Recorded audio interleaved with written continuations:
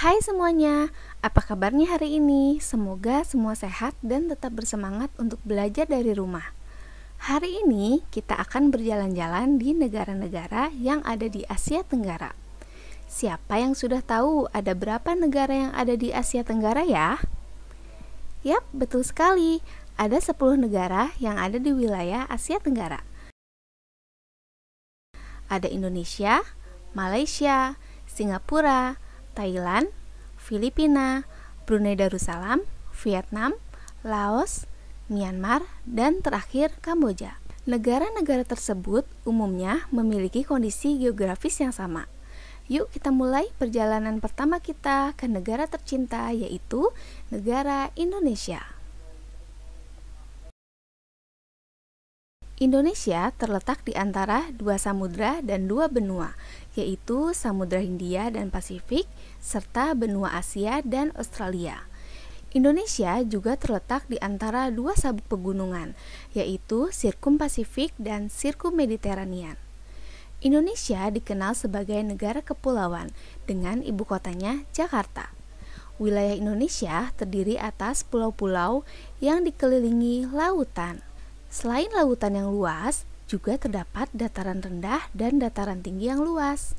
Dataran rendah dimanfaatkan sebagai lahan pertanian dan perkebunan yang menghasilkan padi, sayuran, pohon karet, pohon jati, rotan, dan masih banyak lagi. Lautannya dimanfaatkan sebagai sumber ikan, rumput laut, dan garam. Pantainya pun banyak yang dimanfaatkan sebagai tempat pariwisata.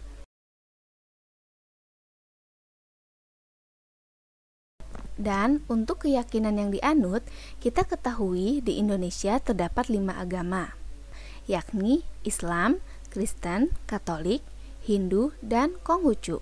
Penduduk Indonesia ada banyak sekali dan terdiri atas lebih dari 300 kelompok etnis. Kelompok etnis terbanyak adalah Jawa, Sunda, Madura, Batak, dan Minangkabau. Lanjut, kita jalan-jalan ke negara tetangga, yakni Malaysia. Bahasa resmi negara Malaysia adalah bahasa Melayu. Bahasa Melayu memiliki kesamaan 70% dengan bahasa Indonesia loh. Selain itu, ada juga bahasa Inggris, India, dan Mandarin yang digunakan sebagai bahasa sehari-hari. Wilayah Malaysia dipisahkan oleh Laut Tiongkok Selatan dan Selat Karimata. Negara Malaysia terbagi menjadi 2 bagian. Wilayah barat terletak di Semenanjung Malaya, sedangkan bagian timurnya terletak di Pulau Kalimantan. Sebagian kondisi geografisnya adalah hutan yang luas. Hal itu membuat Malaysia menjadi penghasil karet terbesar di dunia. Mari kita lanjutkan perjalanan ke negara yang kecil. Bahkan dengan kota Purwakarta saja lebih besar Purwakarta loh. Ada yang bisa tebak negara apa? Yap, betul sekali, negara Singapura. Hampir sebagian besar wilayah Singapura berupa dataran rendah.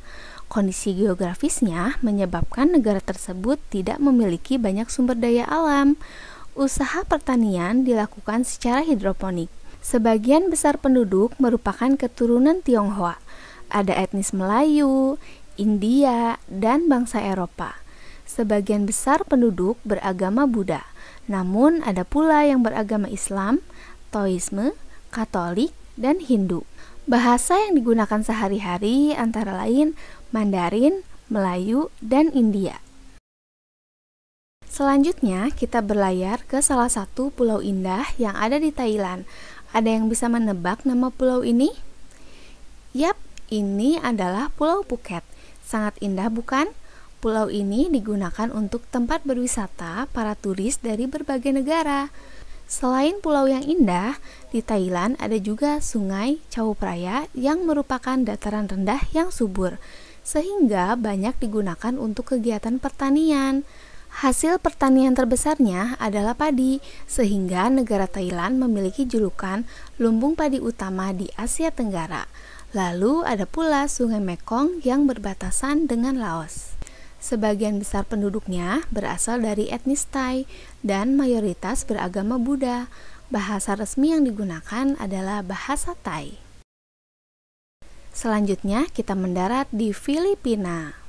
Sebagian wilayahnya terdiri atas rangkaian pegunungan sirkumpasifik. Masyarakat memanfaatkan dataran rendah sebagai lahan pertanian dan perkebunan. Hasil pertaniannya antara lain jagung, padi, ketela pohon, tebu, dan tembakau. Dan hasil perkebunannya antara lain karet, kelapa, kayu yang merupakan komoditas ekspor terbesar di Filipina. Penduduk Filipina terdiri atas etnis Tagalog, Ilocano, Cebuana, dan Waray. Mayoritas beragama Katolik dengan bahasa resminya bahasa Tagalog dan bahasa Inggris. Mari kita terbang ke salah satu negara penghasil minyak, yaitu Brunei Darussalam. Seluruh wilayah Brunei Darussalam dikelilingi oleh Malaysia Timur. Brunei memiliki dataran rendah dan pantai. Dataran rendah dimanfaatkan para penduduk sebagai lahan pertanian padi, kelapa, lada, dan buah-buahan. Sebagian besar bentang alamnya menyimpan minyak bumi dan gas alam. Mayoritas penduduk Brunei berasal dari etnis Melayu, Tionghoa, dan sebagian suku Dayak. Yuk kita lanjutkan perjalanan ke negara Vietnam. Keadaan alam Vietnam bervariasi, ada bukit, gunung, hutan, dan dataran rendah. Kota Ho Chi Minh yang berada di dataran rendah menjadi pusat industri utama di Vietnam. Industri yang berkembang antara lain pengolahan makanan, penggilingan padi, dan tekstil. Hasil hutan utamanya adalah kayu jati dan rotan. Sebagian besar penduduknya merupakan etnis Khmer.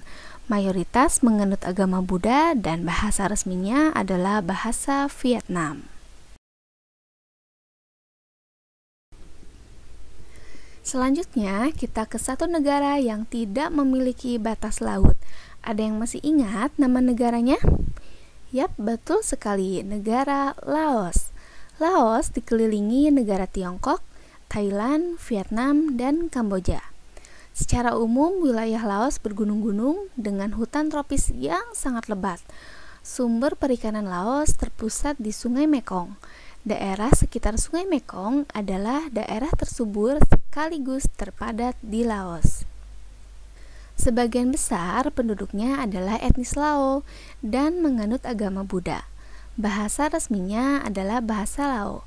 Bahasa lainnya yang digunakan adalah bahasa Perancis, Inggris, dan Thai. Mari kita ke negara tetangga Laos, yaitu Myanmar. Keadaan alam Myanmar berupa dataran rendah hingga pegunungan. Hasil sumber dayanya bermacam-macam, seperti tembakau, teh, dan sayuran. Mayoritas penduduknya terdiri atas etnis Myanmar, San, Karen, dan Tionghoa. Sebagian besar beragama Buddha dan bahasa resminya adalah bahasa Myanmar.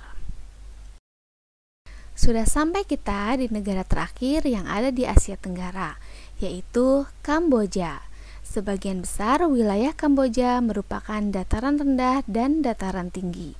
Negara Kamboja banyak menghasilkan ikan tawar, padi, umbi-umbian, jagung, dan buncis.